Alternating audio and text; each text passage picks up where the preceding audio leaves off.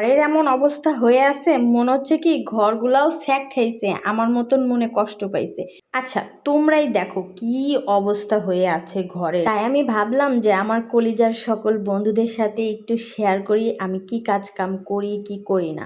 আসলে সংসারে অনেক কাজ করতে হয় গাইজ, সেই সব ভিডিও যদি আপনাদের সাথে শেয়ার করি তাহলে আপনারাও একটু আমার প্রতি দয়া মায়া দেখাবেন। আমাদের ঘরের তো ফ্লোর প্লাস্টার বা টাইলস করা কিছুই হয় নাই, তো এর জন্য মনে করেন সব সময় বালি ওড়ে বিছানা খেতা একদম বিচ্ছিরি, মানে অতিরিক্ত ভিজা ভিজা হয়ে থাকে।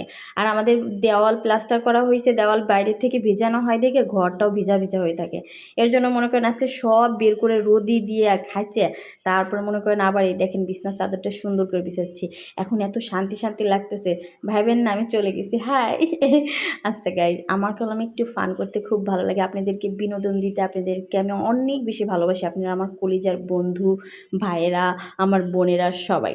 তো এই দেখেন কত সুন্দর বিছনাটা একদম চকচক করে ঝকঝক করে পরিষ্কার করে রাখছি।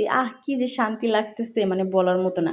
সত্যি বিছনা খাতা খাঁচা হইলে পর ওই দিন যেদিন ঘর মর ঝাড়া হয় ওই দিন গেলাম খুবই আরাম লাগে, একদম শান্তি শান্তি লাগে। আমার তো এত শান্তি লাগতেছে, আজ একটু শান্তিতে ঘুমাইতে পারবো। আর এই দেখেন আমার উপরে আছে আলাদিনের চারাক আছে ওর ভিতরে। আর আমার ড্রেসিং টেবিলের কাজটা ভেঙে গেছে যখন বাসা থেকে আনার সময়। তো গাইজ আমি একদম ফুল ভিজে গেছি, এখন গোসল করতে যাব। আজকের মতন এই পর্যন্তই, টাটা।